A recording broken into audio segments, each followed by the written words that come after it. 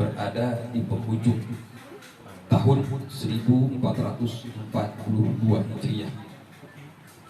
Kita berada di bulan Zulhijjah, bulan ke-12 dari penanggalan Hijriah, dan hari ini tepat pada tanggal 20 Zulhijjah. Betul ya? 20 Zulhijjah bertepatan dengan 30 Juli 2021. Berkenaan dengan bulan Zulhijjah, atau orang-orang kita bilang bulan haji, ada satu peristiwa, walaupun cerita ini atau peristiwa ini dikemas dalam berbagai macam versi, tapi yang terpenting adalah hikmah dari peristiwa nyata ini, hikmah dari peristiwa yang akan saya sampaikan ini. Bismillahirrahmanirrahim. Alhamdulillah Rabbil Alamin. Allahumma sholli ala sayyidina Muhammad wa ala ali sayyidina Muhammad. Tersebutlah seorang ulama besar, yang bernama Abu Abdurrahman Abdullah bin Al-Mubarak Al-Harizani Al-Marwali, atau beliau lebih dikenal dengan Imam Abdullah ibn Al-Mubarak. Siapa? Abdullah ibn Al-Mubarak atau Abdullah bin Mubarak. Beliau seorang ulama besar dari golongan tabi'in. Ya, beliau seorang ulama yang masyhur dari kalangan tabi'in. Ya. Pada hari itu selesai melaksanakan rukun haji. Ya, kalau zaman itu orang-orang pergi haji dengan menggunakan alat transportasi yang sederhana, dengan menggunakan unta, kuda dan sebagainya. Ya, terbayang betapa lelahnya orang-orang yang menunaikan ibadah haji di saat itu. Dan saat itu selesai menunaikan rukun-rukun haji yang telah dilaksanakan oleh imam besar tersebut, beliau bersandar sambil neduh, kalau orang kita bilang sambil ngadem. Kemudian beliau tertidur. Dalam tidurnya, ingat, tidur seorang ulama besar. Ya, kemudian beliau bermimpi, dan dalam mimpi tersebut beliau melihat dua orang atau dua sosok malaikat. Ini sekali lagi ada bermacam-macam versi. Nah, versi lain mengatakan beliau sendiri yang mengalami peristiwa ini, dan versi lain mengatakan seperti yang saya ceritakan, beliau bermimpi melihat dua sosok malaikat turun dari langitnya Allah Subhanahu wa ta'ala. Kemudian malaikat tersebut berbincang-bincang satu sama lain. Malaikat pertama bertanya kepada malaikat kedua, "Duhai malaikat Allah, duhai sahabatku." Ya, jadi malaikat ini bertugas untuk mengawasi jalannya ibadah haji pada tahun itu. Jadi ingat, setiap ada peristiwa haji, ya, akan ada malaikat-malaikat Allah yang mengawasi. Ya, jadi sekali lagi, malaikat yang pertama bertanya kepada malaikat lainnya, malaikat yang kedua, ada berapa jumlah jemaah haji pada tahun ini? Dijawab oleh malaikat yang kedua, kurang lebih sebanyak 700.000 orang. Subhanallah, banyak ya. Ya, cukup banyak, kata malaikat yang kedua. Pertanyaan yang kedua sambil didengarkan oleh Al-Imam Abdullah bin Mubarak, percakapan dua malaikat tadi. Kembali malaikat yang pertama bertanya kepada malaikat yang kedua, "Duhai malaikat Allah, lalu berapa orang di antara jemaah haji tahun ini yang hajinya, yang doanya dijabah Allah, diterima Allah Subhanahu wa ta'ala saat ini?" Yang orang-orang kita bilang yang hajinya mabrur berapa orang? Jadi malaikat pertama tanya kepada malaikat kedua. Malaikat kedua bertanya, "Sungguh sangat disayangkan, tahun ini ternyata tidak ada haji yang diterima Allah Subhanahu wa ta'ala. Innalillahi wa inna ilaihi raji'un." tersentak. Imam Abdullah ibn Mubarak mendengar percakapan dua malaikat tadi. Sedih beliau, terbayang bagaimana lelahnya. Tidak hanya beliau, banyak para yang para jemaah haji pada saat itu dari segenap penjuru dunia datang ke kota suci Mekah untuk menunaikan ibadah haji. Terbayang saat itu bagaimana lelahnya, bagaimana sulitnya. Sedih beliau saat itu. Sedih gak kira-kira kalau tahu doa kita, keinginan kita ditolak Allah? Sedih. Tetapi kata malaikat Allah yang kedua tadi, Allah berkenan menerima haji jemaah pada tahun ini. Loh, kenapa? Yang awalnya tertolak kemudian menjadi diterima. Karena Allah mendengar, ya, Allah menyaksikan, dan Allah memberikan wasilah, ya, kusabab orang yang berdoa di satu tempat, maka diterima haji jemaah pada tahun ini seluruhnya. Subhanallah. Siapa memang orang tersebut? Kata malaikat yang pertama. Sekarang ada di mana orang tersebut? Apakah sedang berkumpul dengan para jemaah haji yang lain? Tidak. Yang mana orangnya? Kalau kita bahasa kita kayak gitu ya. Ini malaikatnya kepo nih. Yang mana orangnya? Kepo banget ya. Sama. Ternyata kata malaikat yang kedua, orang tersebut justru tidak ada di kota suci Mekah wal Madinah pada saat ini. Loh, kok bisa begitu? Berada di mana dia? Di kota Damsik, Damaskus. Wah. Saya nggak habis pikir ini. Bagaimana ceritanya? Ya, inilah kekuasaan Allah, inilah hak prerogatif Allah untuk menerima doa para hambanya dengan berwasilah. Singkat cerita, mendengar percakapan tersebut, Imam Ibn Mubarak, ya, terbangun dari tidurnya. Masih terasa alinangan air mata di mata beliau pada saat merasakan kesedihan di awal cerita tadi. Akhirnya beliau memutuskan selepas selesai dari menunaikan ibadah haji, beliau tidak langsung pulang ke rumahnya, tapi beliau mampir ke kota Damsik di Damaskus. Tahu Damaskus? Bojong gede blok kiri. Ya.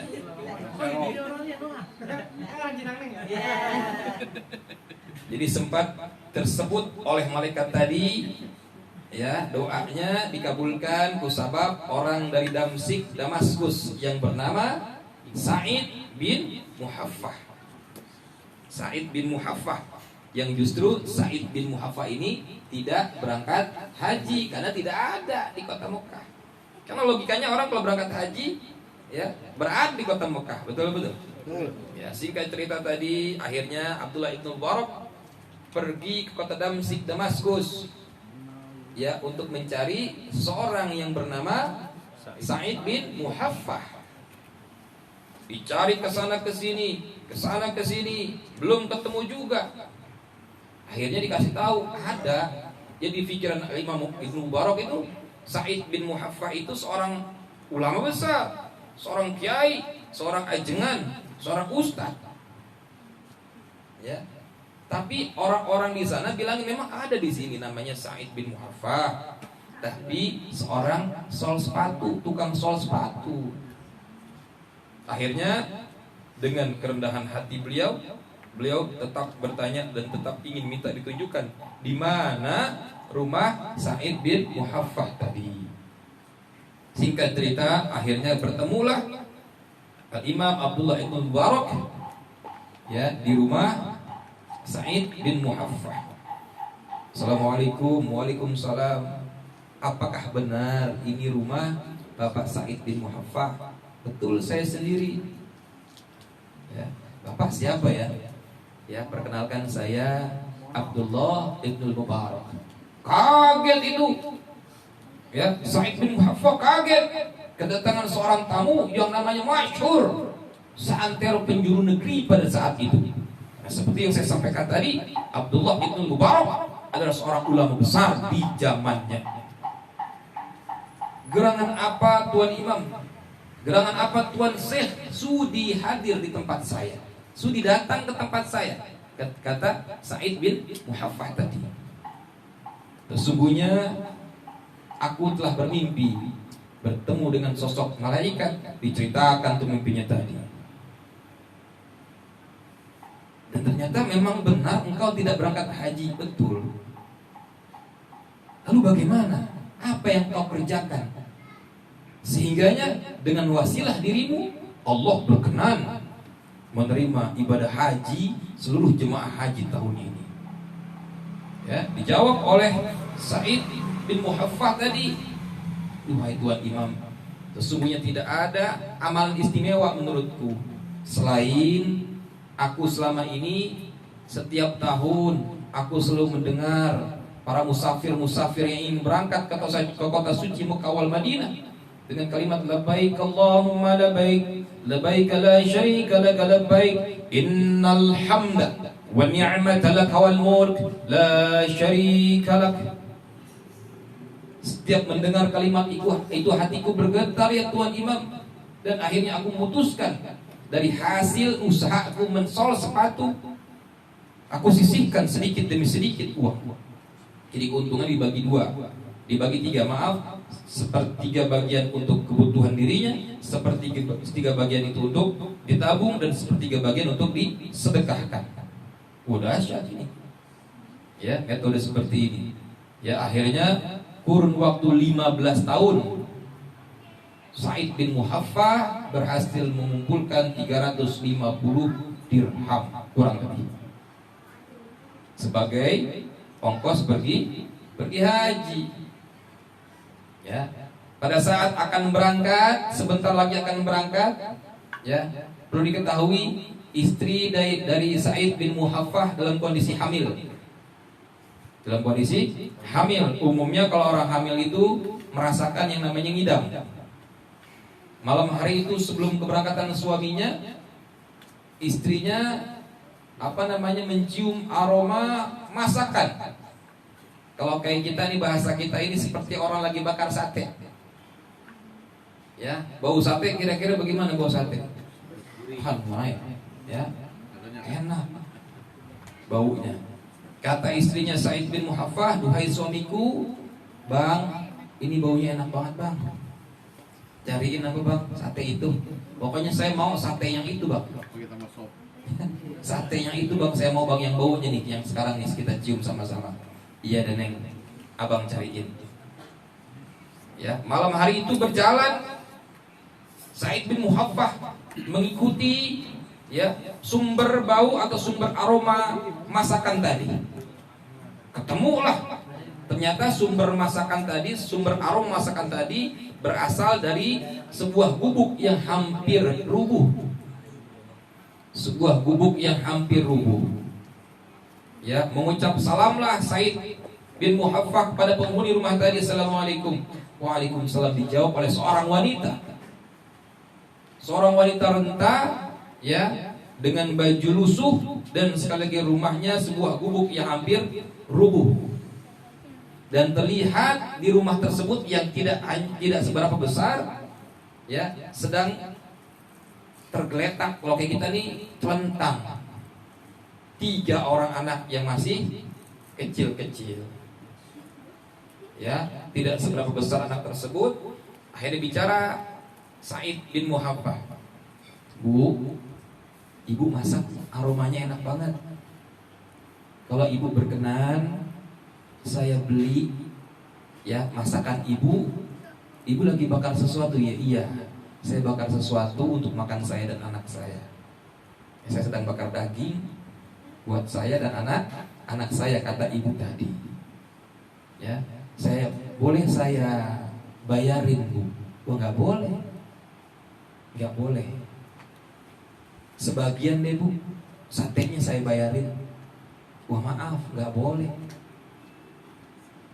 "Bu, satu dah bu, satu saya bayarin." "Maaf tuan, tidak bisa."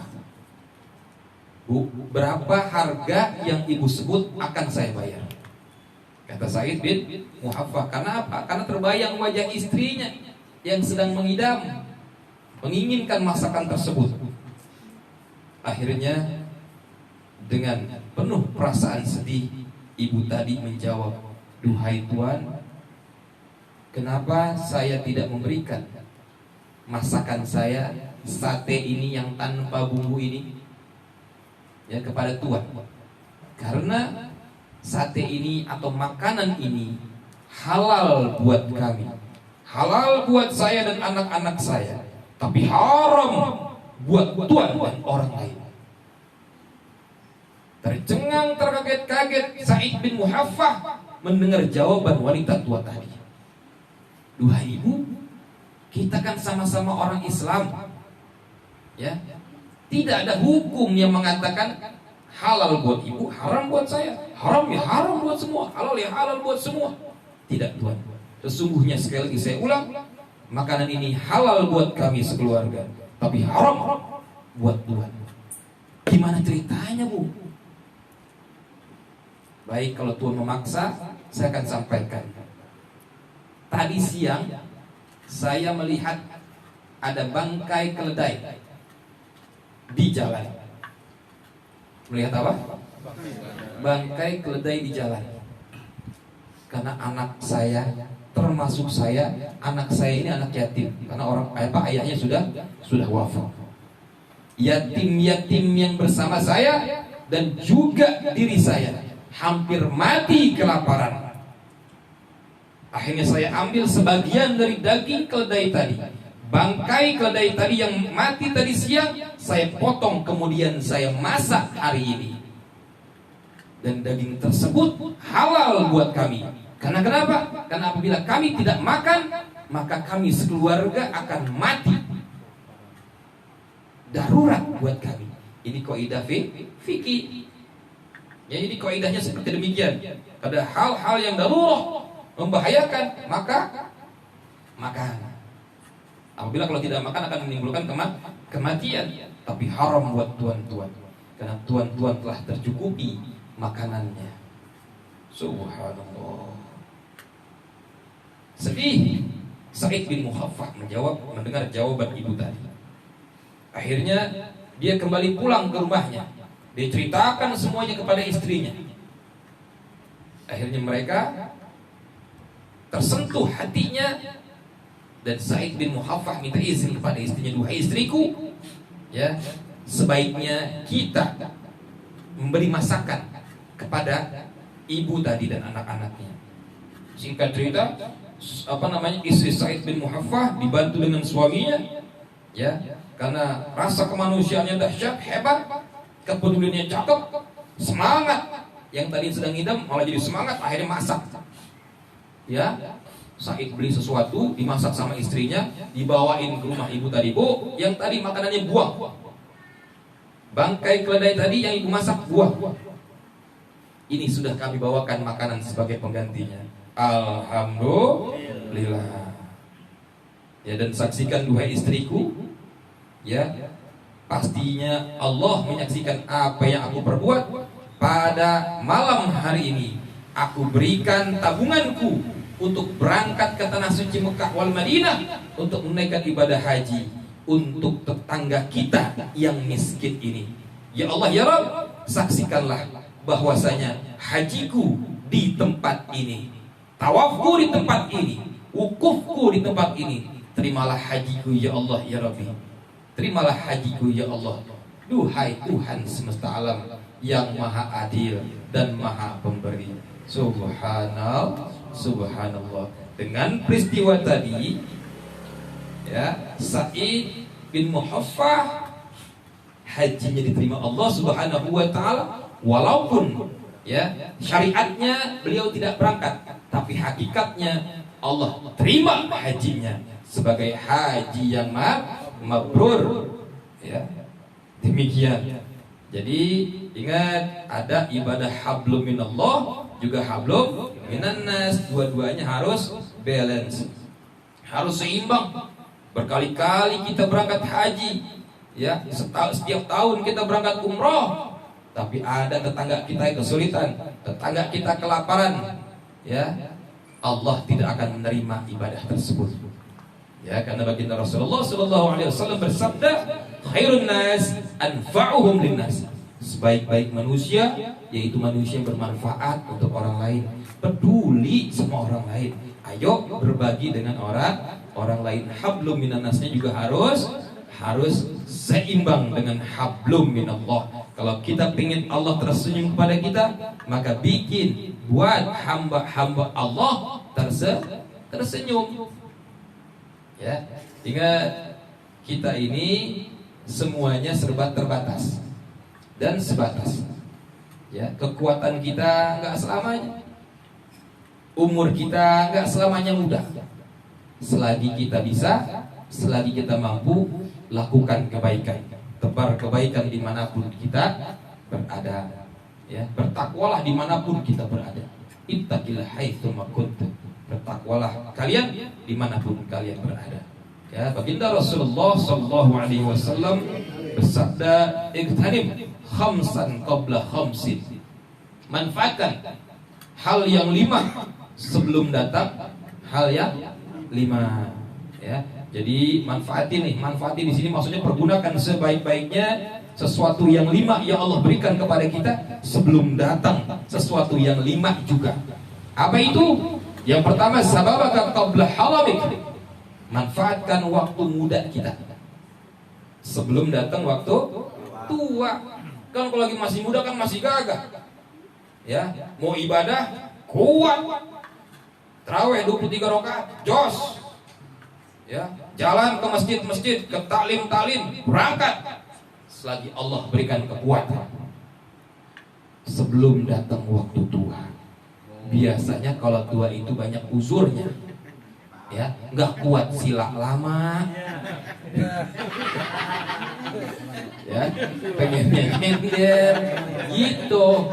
Ya, ini nggak nyindir nggak. Ya. Jadi manfaatkan sababaka qabla harami. Waktu muda sebelum datang waktu tua. Yang kedua, wasihatika qabla saqamik. Ya, manfaatkan waktu sehatmu sebelum datang waktu sakitmu. Masya Allah, beberapa hari lalu, beberapa waktu lalu Allah tegur saya.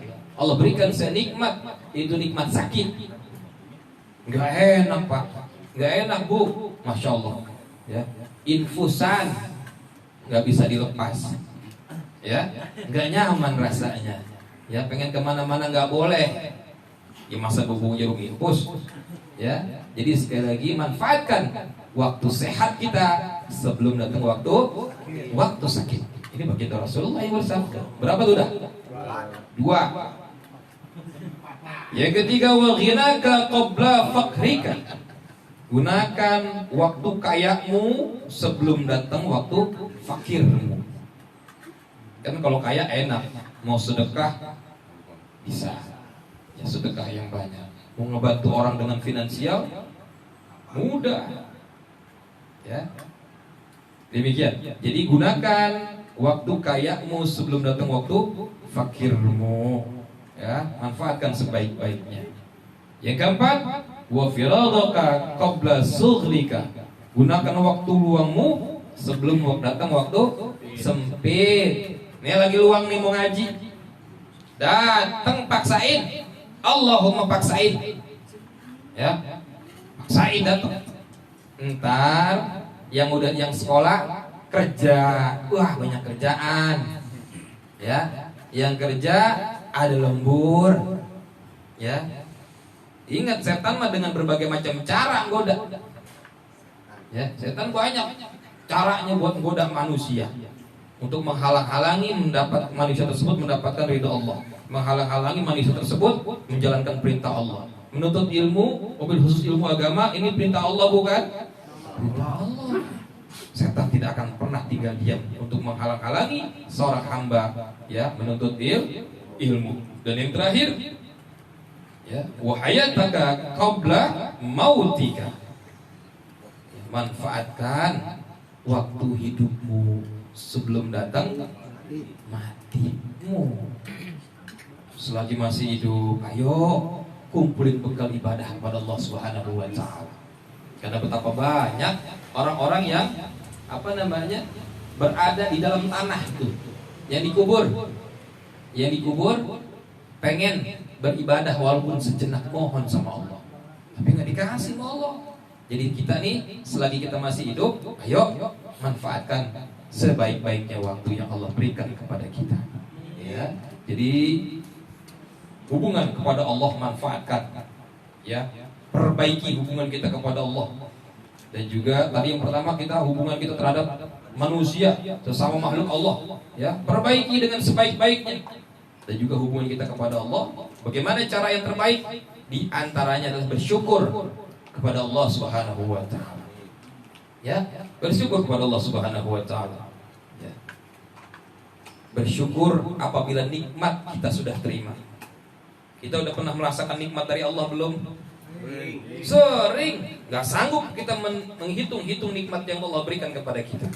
Ya.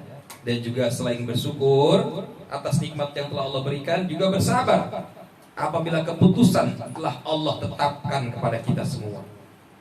Ya, sabar. Kalau mendapatkan sesuatu hal yang menurut kita ini tidak mengenakan, bersabar. Jangan sering-sering ngeluh. Jangan biasain diri ngeluh. Apalagi ngeluh sampai nangis. Ya, nangisnya nangis karena ngeluh.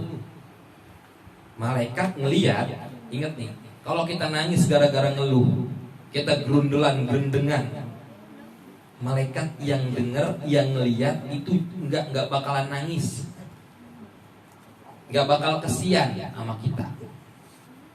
Kalau kita nangis gara-gara berkeluh kesah. Tapi kalau pengen malaikat kenal sama kita dalam artian mau mendoakan kita, sering-sering bersyukur kepada Allah. Dengan kita bersyukur, malaikat langsung mengangkat tangannya kepada Allah Subhanahu wa taala, mendoakan kita agar Allah lipat gandakan nikmat yang Allah berikan kepada kita. Ya. Jangan sering-sering galau gara-gara masa lalu. Kalau kita sering-sering melihat masa lalu, ada perasaan galau di hati, ada perasaan gak enak di hati kalau melihat masa lalu yang kelam, masa lalu yang tidak mengenakan. Jadi jangan sering-sering kita melihat masa lalu. Kalau mau melihat masa lalu, jadikan pelajaran. Ya. Juga jangan terlalu khawatir akan masa depan.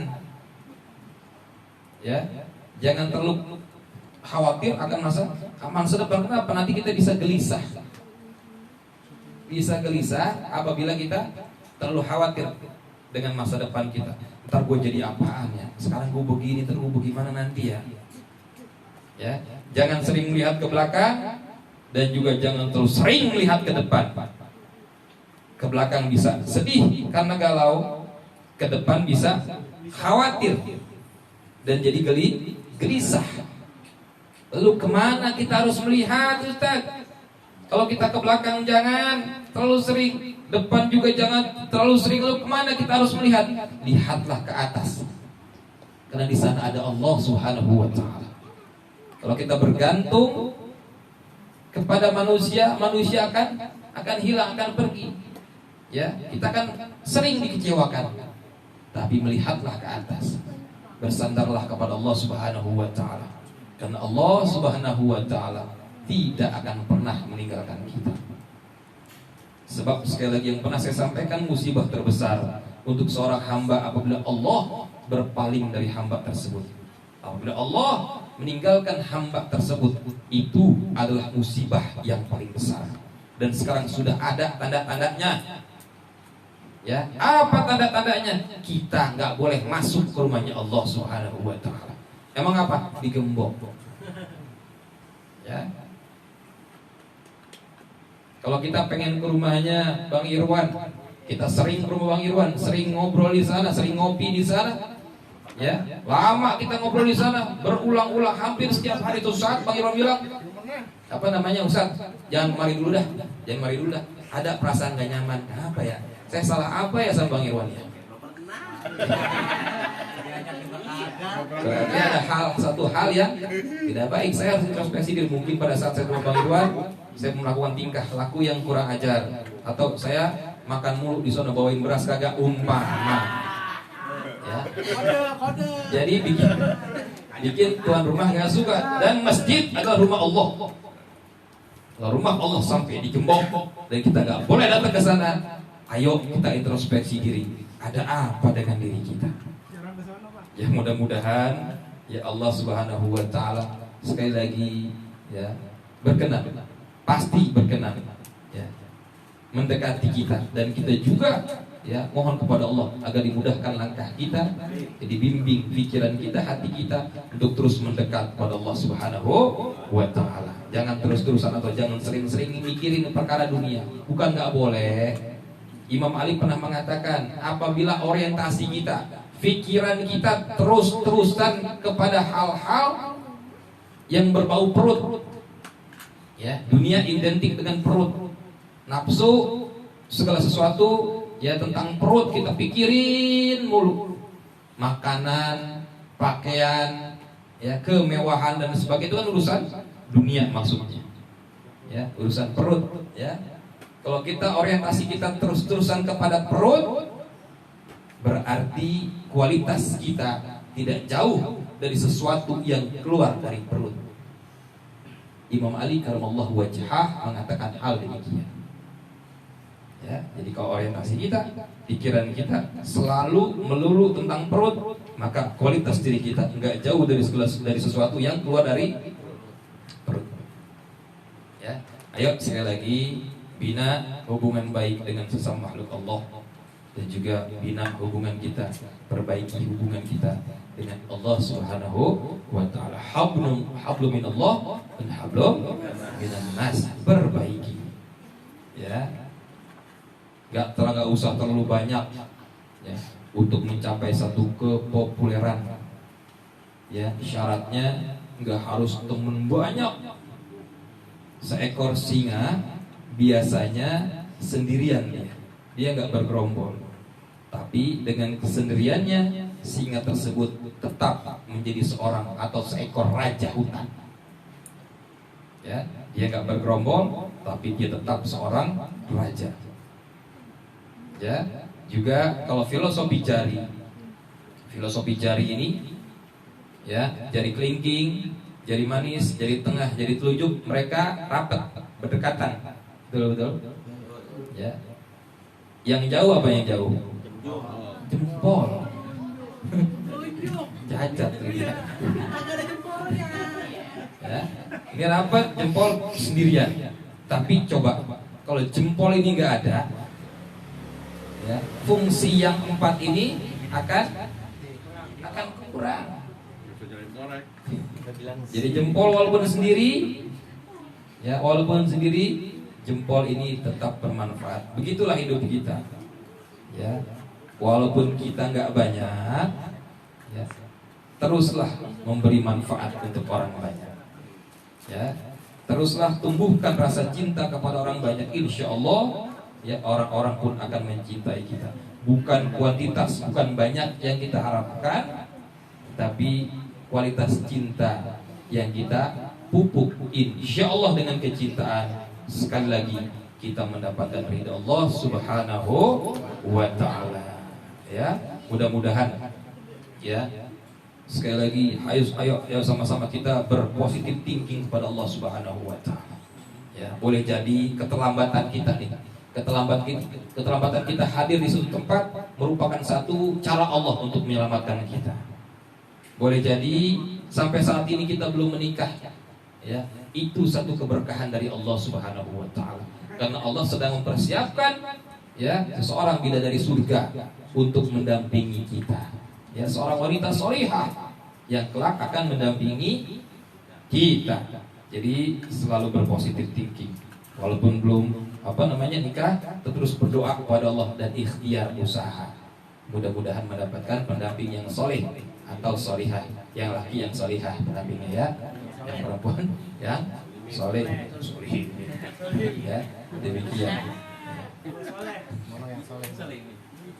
Ya. Jadi terus berpositif tinggi kepada Allah Subhanahu wa taala. Pasti ya Allah akan memberikan yang terbaik buat hambanya. Karena Allah Maha mengetahui, ya, sedangkan kita ini tidak tahu apa-apa.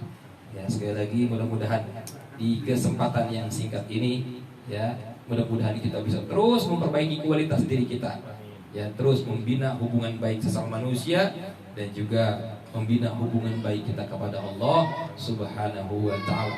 Untuk pertanyaannya Mas Atok, ya, tentang Fatihah, insyaallah saya akan akan saya jawab setelah ini. Mudah-mudahan Allah ridha kepada kita semua dan baginda Rasulullah mencintai kita semua. Amin ya rabbal alamin. Ya Rabbi bil Mustafa balligh maqasidana waghfir lana ma madha ya wasi'al karami. Ya Rabbi bil Mustafa balligh maqasidana